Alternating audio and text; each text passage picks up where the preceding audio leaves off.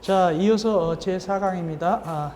바로 3강까지는 제1장 용어 정의 등 총축을 했고 문제도 풀었습니다. 이어서 다시 이론으로 돌아왔습니다. 이론은 페이지 19쪽 제2장 건축물의 건축입니다. 요거 이제 이론 끝낸 다음에 다시 이제 뭐 할 것이다. 문제를 뒤에서 또 같이 풀면 되는 겁니다. 그래서 이론하고 문제 풀고 이론하고 문제 풀고 이런 식으로 진행하도록 하겠습니다. 지루하지 않게. 자, 먼저 문제 풀겠습니다. 이론 하겠습니다. 이론. 페이지 19쪽입니다. 제2장 건축물의 건축입니다. 1번 건축어의 의. 건축어란 무엇인가? 거기 건축물의 건축, 대선 등에 관한 일반적 상대적 금지를 일정한 경우에 해제하여 적법하게 건축할 수 있도록 하는 행정기관의 행정처분을 말한다 라고 되어 있죠. 자, 이거는 건축법에 나와 있는 얘기는 아닙니다. 이건 이제 행정법상 이론 얘기입니다. 그래서 이 건축하는 것은 첫째, 일반적 상대적 금지를 해제한다. 절대적 금지가 아닙니다.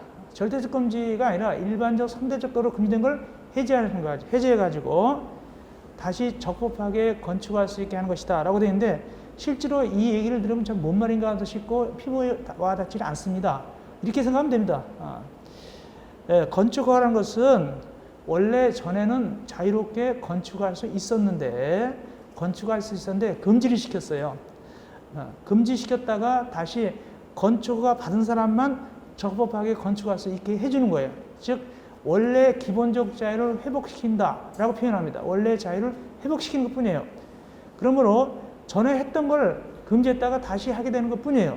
그러므로 새롭게 권리를 설정해 주는 건 아니에요. 민법 총칙에서 권리의 종류에서 형성적 권리가 아니에요. 형성적 권리는 새로운 권리를 설정해 준 거잖아요. 그게 아니에요. 아니고 기존에 했던 권리를 회복시킨 것 뿐이에요. 그런 의미에서 일종의 민법에서 얘기하는 반사적 이익과 거의 비슷한, 반사적 이익과 비슷합니다. 권리를 새롭게 형성한다. 틀립니다. 그러므로 건축허가 받았으면 건물을 적법하게 지을 수 있는 권리를 새로 취득하는 것이다. 그럼 틀립니다. 건물을 적법하게 지을 수 있는 권리를 취득하는 것이다. 그럼 틀립니다. 회복해서 적법하게 지을 수 있는 것 뿐입니다. 이렇게 하셔야 됩니다. 두 번째, 여기 적법. 적법은 여러분들이 민법 총칙에서 뒤에 무효 취소에서 유효요건, 적법요건 이런 걸 약간 들어봤을 거예요. 유효요건, 적법요건. 그래서 예를 들면은 이런 얘기를 들어봤을 겁니다. 무허가 음식점이나 술집에서 술이나 밥을 먹었을 때 이때 술값이나 밥값을 내는가 안 내는가, 즉 사법적 효력이 있는가 없는가. 효력이 있습니까 없습니까? 술값 밥값 냅니까 안 냅니까? 무허가를 하더라도 낸단 말이죠. 이걸 갖다가 우리는 사법적 효력이 있다라고 표현합니다. 여기 이 건축허가도 마찬가지입니다. 건축허가도 안 받으면 위반 행위임에도 불구하고 사법적으로 효력이 있습니다. 적법요건입니다. 무효가 되는 게 아닙니다. 그러므로 무허가 건물도 팔아먹을 수가 있습니다. 적법하게 팔아먹을 수 있습니다. 또 무허 건물도 세를 줄 수 있습니다. 그러나 따로 공법상 또는 형법상 고소 고발에 의해서 처벌받는 건 변론을 하고 민법적, 즉 사법적으로 효력이 있습니다. 그런 의미에서 적법행위다. 즉 적법요건입니다. 반대는 우리가 효력요건. 그건 무효가 되는 것이죠. 그건 무효가 되는 것이죠. 효력요건인데 효력요건이 아니라 적법요건이다. 이렇게 하시면 되겠고, 이 정도만 대강 한 40% 정도만 이해하시면 됩니다.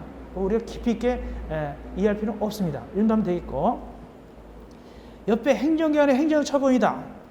행정처분은 이것도 뭐 실제 구체적으로 행정처분이 뭐냐는 나오지는 않습니다만 국민의 권리 의무에 직접적 효력을 미칩니다. 국민의 권리 의무에 직접적 효력을 미치기 때문에 만약에 허가받았으면 건물을 지을 수 있는 것이고 못 받으면 못 지게 되는 것이다. 이러므로 행정기관의 행정처분이다. 이 행정처분도 역시 행정기관의 의사표시를 요소로 합니다. 의사표시 요소. 그래가지고 된다 안 된다라는 의사표시를 요소합니다. 이 정도만 다루면 됩니다. 그냥 됐고, 이어서 2번은 중요하죠. 건축 허권자 매우 중요합니다. 허권자는 원칙이 있고 예외가 있습니다. 원칙은 누구냐? 소위 그분들입니다. 특별자치시장, 특별자치도의사, 시장, 군수청장 매우 중요합니다. 그런데 주의할 것은 거기 바로 밑에 건축물을 건축하거나 대손하려는 자는 이렇게 나갑니다. 즉 건축과 대손은 별도 개념입니다. 건축을 얘기할 때는 건축, 대손 얘기할 때는 대손, 이렇게 따로따로 얘기해야 됩니다. 그런데 보니까 건축은 원칙적으로 허가받는다. 당연히 알고 있었죠. 그런데 죄악것은 대수선도 원칙적으로 허가받는 게 원칙입니다. 대수선도 원칙적으로 허가받는 것이 원칙이다. 물론 나중에 가서 신고받는 경우가 많긴 많아요. 그러나 대원칙은 건축도, 대손도 건축처럼 허가받는 겁니다. 누구한테? 소위 그분들한테. 그분들이 누군데? 특별자치시장, 특별자치도지사, 시장, 군수구청장한테 허가받습니다. 제가 그분들을 그랬는데 강의할 때면 그분들이지 실제 무엇을 칭하는 것이다? 특별자치시장, 특별자치도지사, 시장, 군수구청장을 얘기하는 겁니다. 이것이 원칙적인 허가권자입니다. 그런데 큰 건물은 또 누가 나오냐? 밑에. 큰 건물은 특별시장, 광역시장에 허가를 해줍니다. 큰 건물은 특별시장, 광역시장에 허가를 해줍니다. 큰 건물. 그렇다면 가만히 보니까 허가권자가 아닌 친구들이 있네? 그거 시험지에 나왔습니다. 허가권자가 안 들어간 친구 누구냐? 일반 도지사. 그 다음에 또 뭐가 들어가냐면은 국토교통부 장관.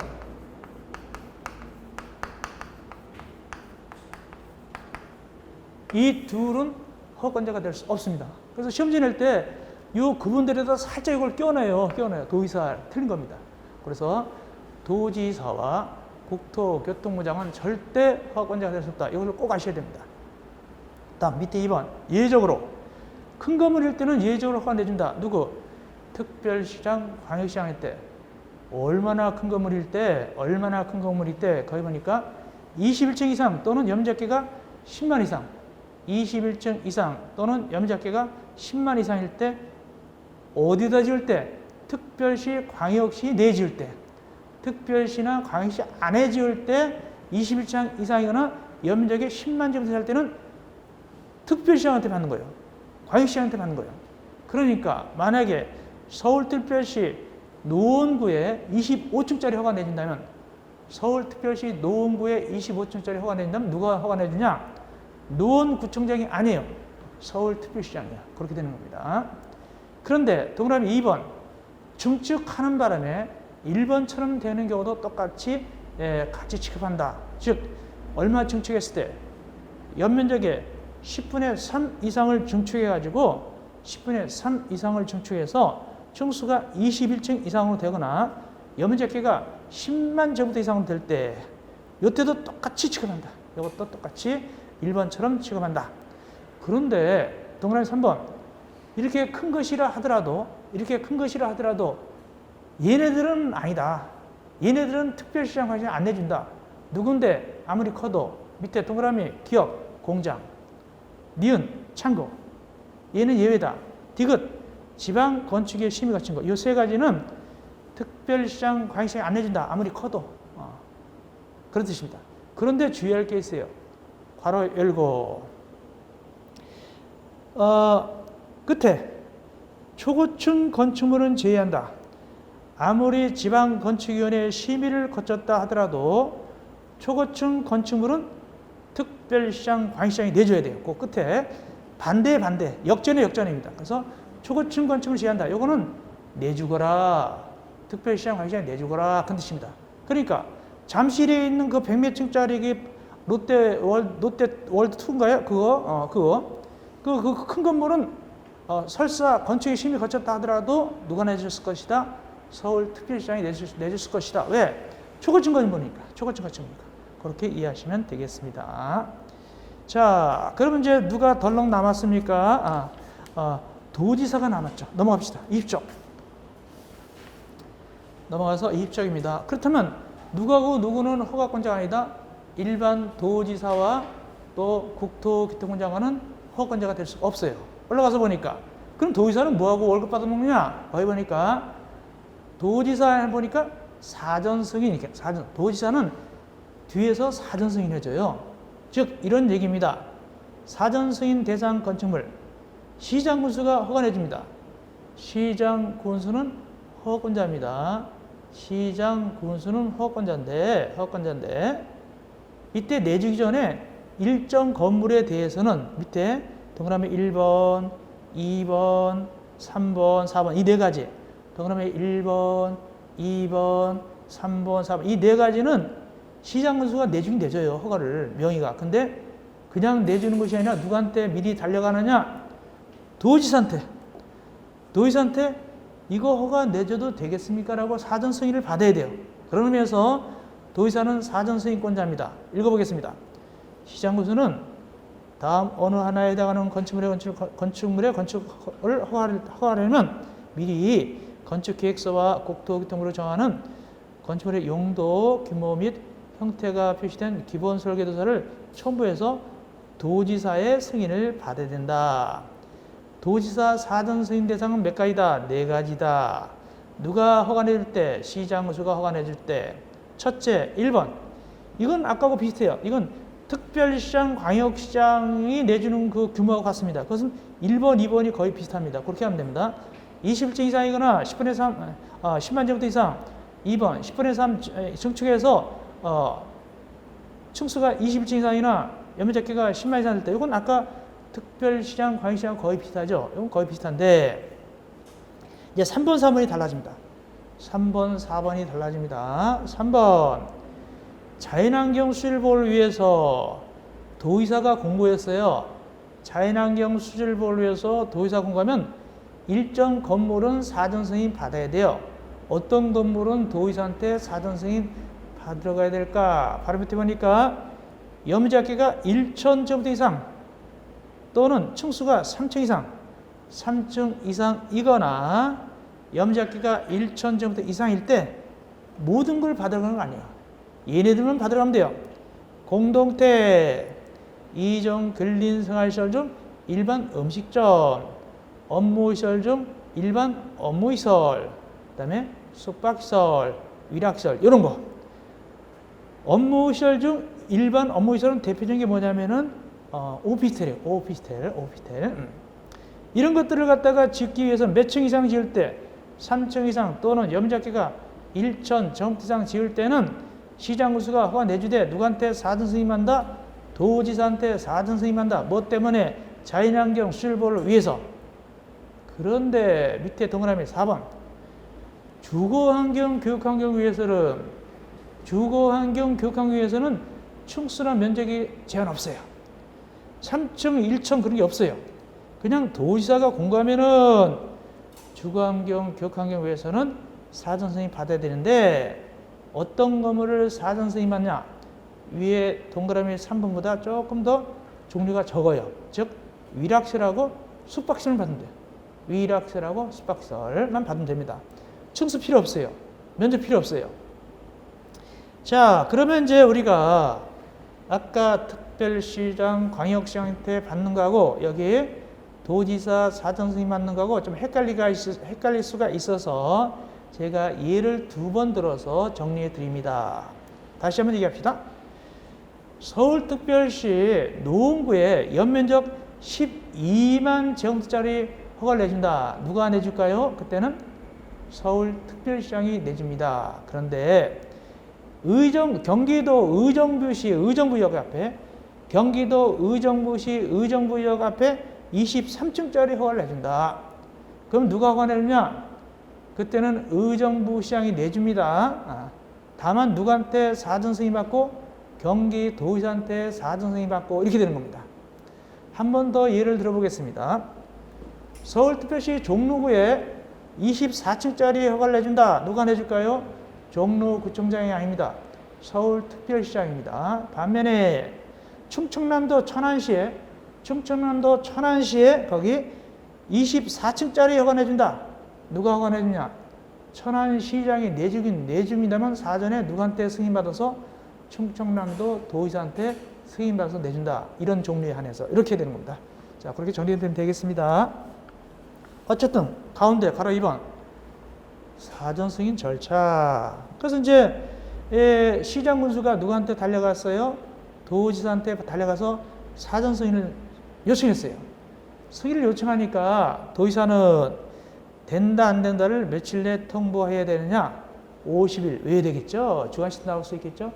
50일 내에 승인 여부를 시장군수에게 통보한다. 50일 이건 주관식 나오겠죠? 50일 승인 여부를 통보해야 됩니다. 다만 규모가 불가피한 경우 등 규모가 큰 경우 등 불가피할 때는 연장도 할 수 있어요. 며칠? 30일 범위. 그래서 외울 때 도지사가 통보해 주는 건 50 플러스 30 이렇게 해야 되겠죠. 주관식 나오면 앞에는 50 적고 뒤에는 30을 적으면 되겠죠. 중요한 내용이 되겠습니다. 네 번째, 허가의 취소 중요합니다. 물론 다 여기 있는 거 중요한 건 넣어놨지만 일단은 허가 받았어요. 일단은 허가 받았는데 일정한 사유, 즉 3가지 사유가 해당되면은 그때 주의하세요. 시험이 잘 나왔습니다. 취소할 수 있다냐, 취소해야 한다냐, 이거 많이 나왔습니다. 최근에 중개사에서 나왔습니다. 이 밑에 3가지에 해당하면 취소할 수 있다라고 얘기합니까? 취소하여야 한다고 얘기합니까? 취소하여야 한다. 꼭 여기서 취소해야 한답니다. 꼭 주의하세요. 주택법은 취소할 수 있다로 나와요. 거기 주택법 취소는 취소할 수 있다 이러지만 여기는 건축법은 취소하여야 한다. 이것이 굉장히 중요합니다. 이거 별거 같아도 중요합니다. 최근에 중개에서 나왔고 중요합니다. 그러면 왜 취소하여야 할까? 밑에 3가지. 첫째, 허가 받은 날부터 2년 이내에 착수하지 않을 때. 공장은 가르고 공장은 3년 이내에 착수해야 될 때. 이거 외우셔야 됩니다. 보통은 2년 내 착수, 공장은 3년 내 착수해야 됩니다.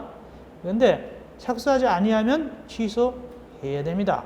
근데 연장도 가능합니다. 다시 위에 보니까 본부 보니까 1년 범위에서 연장할 수 있다. 요거는 1년까지 또 연장할 수 있어요. 근데 연장된데도 안 하면 어떻게 한다? 역시 취소하여야 합니다. 두 번째, 착수는 잘 했어요. 2번. 제대로 시작은 했는데 글쎄 공사 완료가 불가능한 것 같아요. 아무리 봐도. 그럴 때는 역시 취소하여야 합니다. 세 번째, 건축 허가 받을 때는 자기 땅이었어요. 자기 대지 소유권을 자기가 갖고 있었거든요. 근데 건축허가 받고 이제 착수를 하기 전에 착공을 하려고 했는데 빚쟁이들이 나타나가지고 너 돈 안 갚았자고 땅 갖다가 경매로 넘겨버린 거예요. 공매로 넘겨버린 거예요. 일반적인 채권을 못 갚으면 경매로 넘어가고 국세 같은 거, 지방세 같은 거, 공공기관 그걸 못 갚으면 공매로 넘어가버리죠. 그러니까 어떡하네, 처음엔 자기 땅이었는데 세금을 못 내거나 빚쟁이들이 와가지고 압류, 경매나 공매로 넘겨버린 거예요. 그래서 경락이 된 거예요. 그래가지고 소유권을 상실했어요. 남의 것이 돼버렸어요. 그러면 어떡한다? 취소하여야 하겠지만 좀 기다려줘요. 혹시 다시 찾아올까봐. 몇 개월 거기? 6개월 경과. 6개월 기다려줘도 못 찾아오면 어떡한다? 그때는 취소하여야 합니다. 이 3가지 매우 중요합니다. 이어서 21조 옆에 갑시다. 가설건축물의 허가와 신고 등. 가설건축물은 말이죠. 허가하는 경우 있고 축조 신고받는 경우가 있어요. 허가를 해주거나 축조 신고를 받습니다. 누가? 우리가 얘기했다시피 항상 그분들입니다. 거의 그분들이 건축법은 90% 차지합니다. 그래서 누구한테? 특별자치시장, 특별자치도지사, 시장, 군수, 구청장한테 가건물 허가 받거나 또는 축조 신고를 하게 되는 거예요. 이 가설건축은 뭐냐? 임시건물이에요. 임시건물. 곧 철거할 거예요. 일단 가로 1번 먼저 허가 대상부터 봅시다. 허가 대상. 뒤에 축조 신고 대상 나오겠죠? 자, 허가 대상. 허가 대상 할 때는 무슨 말이 꼭 보이느냐? 거기 도시군객시설 예정지 이 말이 보입니다. 도시군객시설 예정지 이런 말이 보이게 되겠습니다. 그 말이 오면 허가 대상이에요. 누구한테 허가 받는 거예요? 그분들에게 허가를 받는 겁니다. 근데 허가 낼 때 막 내줍니까? 요건이 있어요. 2번 허가 요건. 이럴 때를 빼놓고는, 즉 동그라미 1번, 2번, 3번, 4번을 빼놓고는 허가를 내줘야 된다. 그 뜻입니다.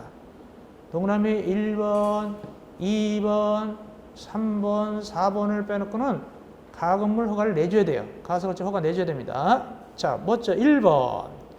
국토의 계획 및 이용에 관한 법률의 64조. 그게 뭐냐면 도시 공객시설 부지에서의 개발행위에 위배됐다. 그러면 안 내준다는 뜻입니다. 요건 안 내, 자, 이건 동그라미 1번에 위배됐다면 안 내주죠. 즉, 도시 공객시설 부지에서의 개발행위란 뭐냐? 쉽게 얘기하면은 그곳이 도시 공객에 의해서 자세하게 그 노드맵이 돼 있는 거예요. 언제 도로 공사하고 언제 공원공사하고 이게 자세하게 상세하게 이미 계획이 잡혀 있어요. 여기다가 가설 건축을 해주면 되겠습니까? 그럽니다. 그렇게 잡혀 있는 데는 안 내준다 이런 뜻으로 알면 되겠고, 두 번째 4층 이상은 안 내줘요. 왜? 가건물이니까. 반대해서 가면 3층 이하는 내줘요. 3층 이하는 내줘요. 4층 이상 안 내줘요. 왜? 철거할 거니까 4층 이상 안 내주고 3층 이하만 내준다. 세 번째, 구조, 존치기간, 설치 목적 및 다른 시설 설치의 필요성 등에 따른 관해서 대통령령으로 정하는 기준을 보면서 조례로 정하는 바에 따르지 않을 때 안 따른다. 안 내줘요. 안 내주는데 주의하세요. 보충학습 대통령령으로 정하는 기준 박스 1번, 2번, 3번, 4번 이건 내줘요. 1번, 2번, 3번, 4번을 지키면 내줍니다. 자, 1번은 왜 내줄까? 1번 철근 콘크리트 철근 콘크리트가 아닐 것. 너무 튼튼하지 않단 말이죠. 철근 안 들어가야 돼요. 철근 안 들어가면 내줍니다. 왜? 철거할 거니까. 두 번째, 존치기간은 3년 이내일 것. 3년 이내 존치기간 내줘요. 다만 연장도 할 수 있어요. 도시 공객 사업이 시행될 때까지 연장할 수 있다. 거기 도로 공사하기로 했는데 도로 공사 아직 안 한대요. 그럼 더 연장할 수 있어요. 세 번째, 가설 건축물을 짓는데 전기 전봇대를 갖다가 심거나 수도관 묻거나 가스관 새로 묻으면 안 돼요. 그냥 있는 거 써야 돼요. 새로 묻으면 허가 안 내줍니다. 네 번째, 이건 곧 철거할 건데 곧 보통 몇 년 지나면 철거할 것 같은데 3년 정도 지나면 철거할 건데 이걸 팔아먹으면 안 돼요. 분양 목적 안 돼요. 팔아먹으면 안 돼요. 산 사람이 나중에 철거 들어가면 이거 뭐야 그러니까 임대는 되겠죠. 그래서 공동택, 판매시설, 운수설 등 분양 목적으로 건축하면 안 됩니다. 임대는 할 수 있겠죠. 철거하면 나가면 되니까. 예, 그 다음에 네 번째, 그 밖에 이 법 또는 법령에 위배된다. 그럼 안 내줄 수도 있게 되겠죠. 그런 얘기입니다. 그래서 결론 내리면 머릿속에 뭐가 남느냐? 허가 내줄 때 3층 이하 허가 내줄 수 있고 3년 이하 허가 낼 수 있고 이것이 가장 많이 남겠죠. 3층 이하, 3년 이하 이거 내줄 수 있다. 이것이 가장 많이 남겠습니다. 자, 여기까지가 가설 건축물 허가가 됐어요. 그럼 또 뭐가 있을까요? 신고. 가설 건축물 축조 신고입니다. 축조 신고 대상은 뭐가 있느냐? 허가 대상 가설 건축물 외에 재해복구, 흥행, 전람회, 공사용 가설 건축 등 어느 하나에 해당하는 것을 축조할 때는 즉 신고 대상, 축조 신고 대상은 일단 뭐가 뜨느냐? 재해복구, 흥행, 전람회, 공사용 가설 건축 이렇게 뜨는 거예요. 재해복구 같은 거 뭐죠? 만약에 홍수 났다, 지진 났다 하면 임시로 수용소를 하죠? 임시로 수용소를 할 거 아닙니까? 이것이 원칙적으로는 신고 대상이에요. 가건물 같은 거. 또 흥행, 전람회, 무슨 박람회를 한다 이럴 때 임시로 건물 짓겠죠? 이런 거 다 신고 대상이고. 공사용 가설 건축물 가장 대표적인 게 뭐냐? 견본주택. 소위 모델하우스. 공사용 가설 건축물, 소위 모델하우스를 갖다가 건축법에서는 견본주택 그래요. 견본주택. 이 견본주택도 신고하는 거예요. 불이 잘 나죠? 견본주택도 신고하는 겁니다. 또 공사용 가설 건축 얘가 뭐가 있냐? 아파트 공사 현장에 경비실 같은 거 또는 창고 같은 거 공사 현장에. 그리고 옛날 같은 경우는요. 우리 아주 오래됐을 때는 그때 당시에는 아파트 공사할 때 인부들 숙소가 거기다 가금을 지어놨어요. 인부들 숙소. 지금은 그렇지 않죠. 지금 다 출퇴근하거나 지방 같은 경우는 여가이나 호텔 잡아주지만은 옛날에는 인부들 숙소가 거기서 있어가지고 먹고 자고 했거든요. 소위 먹는 걸 뭐라죠? 한밭집인가 그러죠. 돈 많이 번다고 그랬죠. 하여튼간에 이 공사형 가설 건축물도 신고 대상이에요. 원칙적으로 뭐 실제로 했는지 안 했는지 모르지만 법적으로는 신고 대상입니다. 누구한테 신고한다고요? 그분들이라니까요. 그래서 건축법은 거의 90% 이상 그분들입니다. 그 다음 네 번째, 아까 허가한 거는 존치기간이 몇 년이라고 했죠? 3년 이내라고 하는데, 그러면 신고한 거는 존치기간 얼마 주느냐? 신고한 존치기간도 3년 이내입니다. 신고한 것도 3년 이내인데 주의할 게 있어요. 옆에 공사형 가설 건축물하고 공작물은 이때는 공사 완료일까지 기간이다. 3년이 넘을 수도 있어요. 공사용 가설 건축물은 말이죠. 꼭 3년 옵션에 걸리는 것이 아니에요. 공사 완료일까지 기한을 말한다. 라고 돼 있어요. 그게 뭔 소리냐? 지금 이제 아파트를 짓고 있어요. 여기 아파트 공사합니다.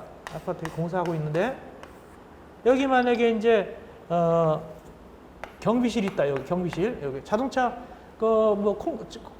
철근 이런 거 왔다 갔다 경비실 체크하죠. 경비실인데, 지금 이거 공사를 갖다가 5년짜리 공사하고 있다. 5년 동안. 근데 이 가금을 신고를 3년 해본다. 그럼 3년만 이거 철거해버리면 2년 동안 경비실이 없잖아요. 그죠? 마찬가지로 모델하우스도 이 공사가 5년짜리 아파트 공사인데 모델하우스 3년을 정해지면 3년 만에 모델하우스 견부대 철거해야 되잖아요. 그래서 이 공사용 가설 건축물은 3년에 걸리는 것이 아니라 공사 완료일까지 하다. 공사 완료일까지 봐준다. 공사 완료일까지. 최근에 중개사 심의에서 나왔어요. 다음 다섯 번째, 연장이 되겠는가? 연장된다. 허가 받은 것도 연장할 수 있고 신고한 것도 연장할 수 있다. 누가? 건축주가. 누구한테? 그분들한테. 며칠 내에 허가받고 며칠 내에 신고해야 될 것인가? 넘어오면 나오죠. 22점. 꼭 외우셔야 되겠죠. 꼭 외우셔야 되는데, 허가는 존치기간 만료일 14일 전까지 허가 신청해야 되고, 신고는 존치기간 만료일 7일 전까지 신고해야 된다. 허가 14일, 신고 7일 꼭 외우시기 바랍니다. 허가 14일, 신고 7일 꼭 외우시기 바랍니다. 자, 이제 공사 끝났습니다. 6번 사용 승인. 주택법에 이어서 사업계획 승인 받은 것이 공사 끝나면 사용 검사를 받습니다. 건축법에서 건축 허가 등을 받고 공사 끝나면 사용 승인 받습니다. 준공 검사 그런 말 안 쓰죠. 사용 승인 받습니다. 그런데 일부만 미리 완료돼서 일부만 쓰는 경우가 있습니다. 일부만 완료돼서 일부만 먼저 쓰는 걸 뭐라고 하냐? 그거 받는 걸 갖다가 우리는 임시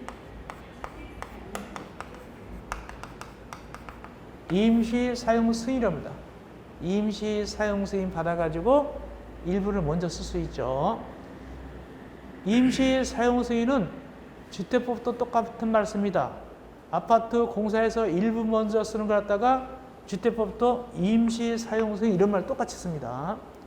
임시 사용 검사 그러지 않고 임시 사용 승인 씁니다. 그러나 전부가 완료됐을 때는 건축법은 사용 승인, 주택법은 사용 검사가 되겠습니다. 자, 그러면 사용 승인 받으러 갑시다. 공사 끝났으니까. 일단 어떤 건물을 갖다가 사용 승인 받으러 가야 될까? 첫째, 건축 허가 받은 거. 두 번째, 건축 신고한 거. 세 번째, 가건물 허가 받은 거. 가설 건축물 건축 허가 받은 거. 이거 세 가지. 세 가지는 누구한테 사용 승인 받으러 가야 되느냐? 거기 허가권자한테 사용 승인을 신청합니다. 허가권자한테. 그러면 신청받은 허가권자는 며칠 내에 거기 신청서 반납도 7일 내에 검사 실시하고 합격했을 때 사용승인서 내줍니다. 합격했을 때 내줍니다. 합격해야 내줍니다. 7일 내에 검사하고 합격하면 내주게 되는데, 다만 검사 안 하고도 사용승인서 내주는 경우가 있습니다. 어떤 경우일까? 거기 보니까 해당 지방자치단체 조례로 정하는 건축물은 그것은 사용승인을 위한 검사 실시하지 아니하고도 사용승인서를 내줄 수 있습니다. 다음 세 번째, 건축물의 사용. 그럼 사용하려면 어떡하냐? 당연히 사용 승인을 받거나 또는 임시 사용 승인 받으면 쓸 수 있습니다.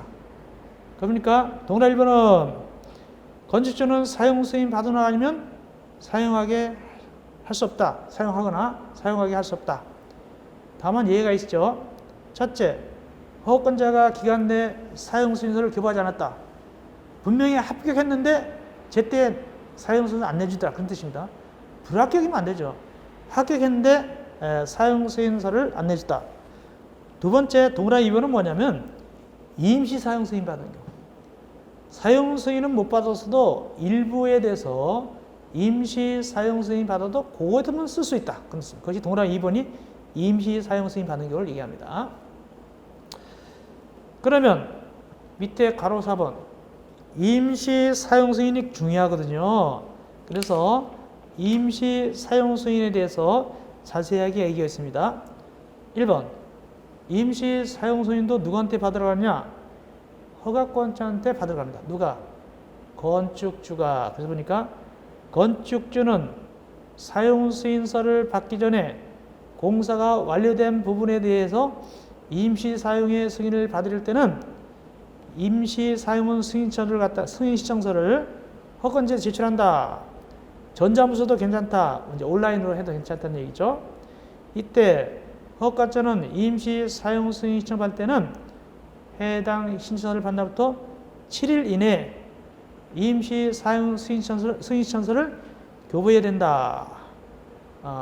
신청일에 교부한다. 임사용 승인을 갖다가 승인된 걸 갖다가 7일 내. 여기도 역시 7일이네요. 사용 승인도 7일이고 여기도 임시 사용 승인도 7일이네요. 근데 시험지는 뭐가 잘 나오냐? 밑에 동그라미 2번입니다. 임시 사용 승인 기간이 잘 나옵니다. 이거 아주 잘 나옵니다. 임시 사용 기간은 몇 년이냐? 보니까 2년 이내로 한다. 2년 이내인데 더욱 중요한 건 옆에 연장이 중요합니다. 연장 몇 년까지 되느냐? 연장 1년이다. 2년이다. 다 틀립니다. 연장은 몇 년이라고 얘기하면 안 됩니다. 그렇게 시험지에 나와요. 임시 사용기간은 2년 이내인데 연장은 1년까지 된다. 틀립니다. 연장은 몇 년이라고 얘기하면 무조건 틀립니다. 뭐라고 얘기했냐?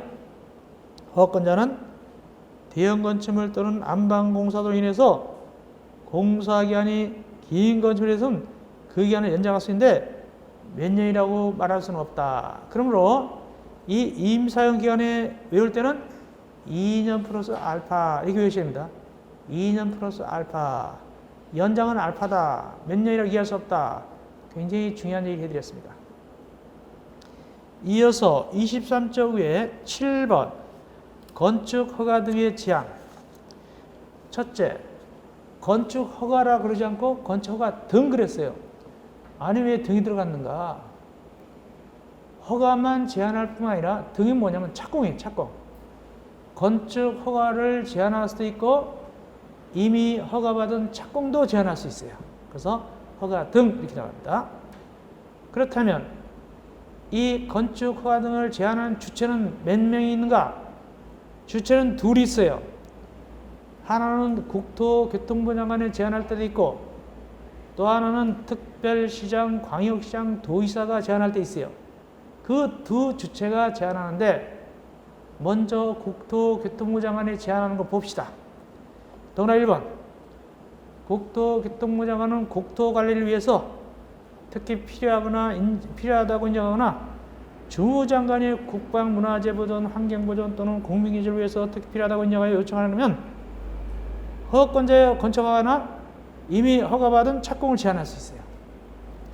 주의할 것은 국토교통부 장관은 나라 전체를 신경 쓰니까 국토관리를 위하여 이렇게 나갑니다. 그리고 주무장관이 이거 중개사에서 이렇게 나왔어요. 예를 들어서 국방에 대해서 국방부 장관이 이렇게 예를 들어서 나왔어요. 문화재에 대해서 문화관광부 장관 이런 식으로 나왔습니다. 이렇게 구체적으로 예를 들어서 그렇게 요청하면 누가 국토교통부 장관이 허권자의 건축안 허권자한테 얘기합니다. 야 허가 내주지 마. 또 허가받은 건축물의 착공 지난번에 허가 내준 거 있지? 착공 못하게 이렇게 할 수 있다는 뜻입니다. 먼저 주체는 국토교통부 장관이었습니다. 또 하나 주체가 누가 대기하고 있습니까? 밑에 특별시장, 광역시장, 도의사가 역시 제안할 수 있습니다. 특별시장, 광역시장, 도의사는 자기 지역만 신경 쓰면 됩니다. 경기도지사는 경기도만 신경 쓰면 되고 서울특별시장은 서울특별시만 신경 쓰면 됩니다. 그러므로 옆에 보니까 국토관리에 그러지 않고 지역계획, 자기 지역만 신경 쓰니까 지역계획이나 도시군계획 이렇게 나옵니다. 지역계획이나 도시군계획 해가지고 자기가 데리고 있는 자기 밑에 있는 시장, 군수, 구청장한테 야 그거 허가 내주지 마 할 수도 있고 지난번 허가 내준 거 있지 그거 착공 못하게 라고 제안할 수 있습니다. 그런데 동원에서 한번 이 특별시장, 광역시장, 도의사가 자기가 데리고 있는 시장, 군수청장한테 건축하나 착공 제안할 때는 미리 사전에 국토교통부장한테 승인받은 다음에 제안하는 것이냐 이거 중요합니다.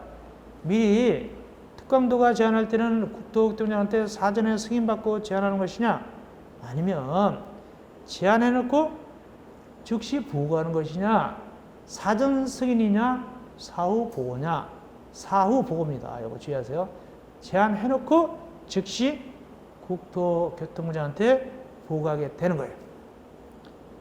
그러면 이제 보고받은 국토교통부장관은 이거 너무했잖아. 그때는 해제를 명할 수 있어요. 지나치다고 인정하면 해제를 명할 수 있다. 그러면 제한 그랬는데 도대체 얼마 기간 동안 제한하느냐? 괄호 2번 제한 방법 주관식 나올 수 있죠. 꼭 외우세요. 건축 허가나 착공 제한할 때는 기본적으로 제한 기간은 2년 이내입니다. 2년 이내고 연장 1회 안에서 1년 이내 1회 안에서 1년 이내 꼭 외우세요. 211 이거 주관식 나올 수 있습니다. 외우시기 바랍니다. 다음 동그라 2번 국토교통부 장관이나 특별시장, 광역시장, 도지사가 제안했으면은 자세하게 허가권자한테 알려줘야 돼요. 그래서 국토교통부장이나 특광도가 건축하나 착공 제안할 때는 제안 목적, 기간, 대상 건축물의 용도와 대상 구역의 위치, 면적, 경계 등을 상세하게 정해서 누구한테 알려준다? 허가권자한테 통보해야 되고 이때 통보받은 허가권자는 지체 없이 이를 일반 사람이 알도록 공고하여야 해요. 여기까지가 건축허가 등의 제한인데 한 10년 전쯤 많이 나왔어요 이것이. 근데 요즘은 좀 뜸합니다 이것이. 그러나 그래도 저력이 있는 것이니까 기본적으로 알고 있어야 되겠죠. 8번째 공사감의자 지정. 공사감의자가 뭐 하는 겁니까? 제대로 철근을 넣는가, 용량이 맞는 전기선을 넣는가, 시멘트 이런 배합 같은 거 많아 이런 거 다 감시하는 기능이 공사감리죠. 그러면 이 공사감리자를 누가 정해주느냐? 괄호 1번 공사감리. 원칙적으로 건축주가 정해줍니다. 원칙적으로 건축주가 정해주고 감리자를 예외적으로 뒤에 보면 알겠지만 곧 나오겠지만 뒤에 보면 예외적으로 누구도 정해줄 수 있냐?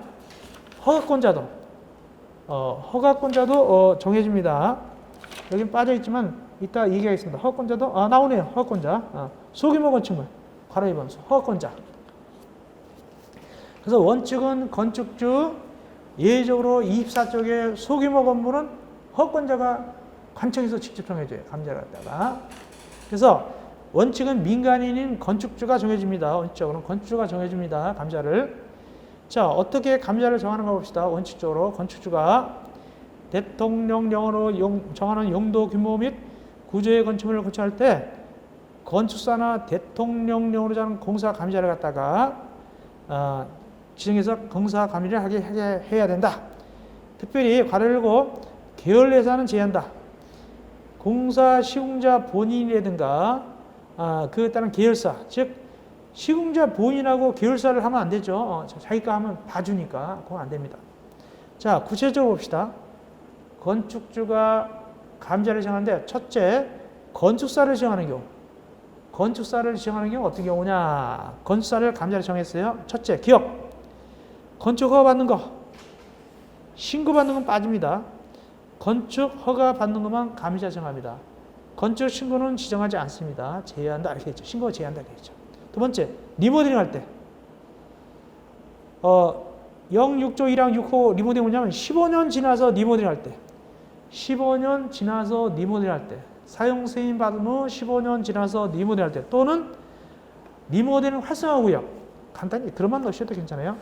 리모델링 활성화 구역이라든가 15년 사용 승인 받은 다음에 15년 지나서 사용 승인 후 15년이 경과돼서 리모델링 할 때. 이때도 역시 건축사를 갖다가 감리자로 정하면 되겠습니다.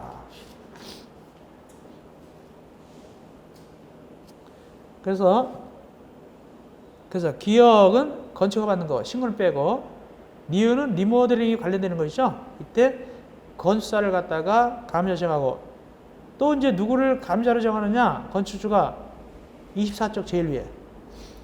24쪽 제일 위로 가보니까 다중이용 건축물, 좀 높은 건물들이고 많은 사람들이 쓰는 건물이죠. 요거는 누가 새로 등장하냐?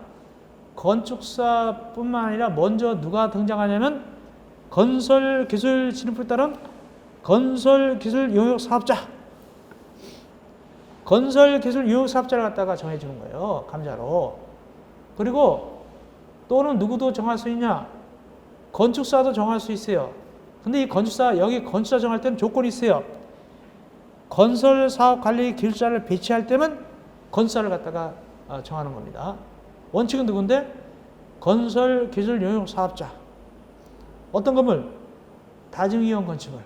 이렇게 이렇게 건축주가 감리자를 정하면 되는데, 예외적으로 밑에 괄호 2번 24조. 이건 누가 정하냐? 건축주가 아니라 허가권자가 정해주는 거예요. 왜 그럴까? 위 이래도 불구하고 소규모 건물인데, 소규모 건축물로서 건축주가 직접 시공하는 건축물 못 믿겠어요. 그러니까 누가 정해준다? 허가권자가 정해주는 거예요. 또는 주택으로 사용하는 건축물 중 대통령령으로 정하는 건축물. 주택으로 사용하는 건축물 중 대통령령으로 정하는 건축물. 그게 어떤 거냐면 아파트 연립 다세대 다중주택 거의 다 들어가요. 아파트 같은 거, 연립 같은 거, 이런 거. 이런 것들은요, 그 아파트 그 사업 주체가 감리자를 정하는 건 아니고 허가권자가 정해져요. 못 믿으니까. 그래서 대부분의 주택은 누가 정해준다고요? 허가권자가 정해준다. 허가권자가. 그리고 소규모 건물인데, 작은 건물인데 건축주가 직접 시공할 때도 허가권자가 정해주고, 감리자를. 그래가지고 어느 감리자를 정해주냐? 아무나 정하는 건 아니고 설계에 참여하지 않은 감리자. 설계에 참여하지 아니한 감리자를 정해줍니다. 왜? 설계에 참여했으면 봐주니까. 자기가 설계했으면 봐주니까 아니한 감리자를 정해주는데, 다만 다음에 해당할 때 동그라미 1번, 2번, 3번. 이건 설계에 참여한 사람도 참여한 자도 감리자가 될 수 있어요. 동그라미 1번, 2번, 3번. 요 세 친구는 설계에 참여했어도 감리자가 될 수 있어요. 먼저 뭐냐? 신기술을 정해서 설계한 건축물. 2번, 역량 있는 건축사가 설계한 건축물. 세 번째, 설계 공모를 통해서 설계한 건축물. 요 세 가지는 설계에 참여했어도 공사 감리자가 될 수 있다. 이렇게 되겠습니다. 아홉 번째, 건축 관계자와 건축 관계자 등. 1번, 건축 관계자. 건축 관계자는 건축주, 설계자, 공사 감리자, 공사 시공자를 얘기하고, 건축 관계자 등은 건축주 빠지고 누가 들어가냐? 관계 전문 길자가 들어가요. 그래가지고 설계자, 공사관리자, 공사시공자, 관계 전문 길자가 들어간다. 요거가 헷갈릴까봐 넣는 거예요. 시험 문제 직접 나오지는 않겠지만 등에 들어갔냐 안 들어가냐에 따라서 이 네 친구들이 달라져요. 그래서 헷갈릴까봐 확실하게 여기다가 쐐기를 박았습니다. 자, 이렇게 해서 우리가 일단은 몇 강을 끝내고 4강을 끝내고 쉬셨다가 5강은 제3장 제3장 건축물의 대제도로 이론부터 하게 되겠습니다. 자, 5강에서 만나 뵙겠습니다.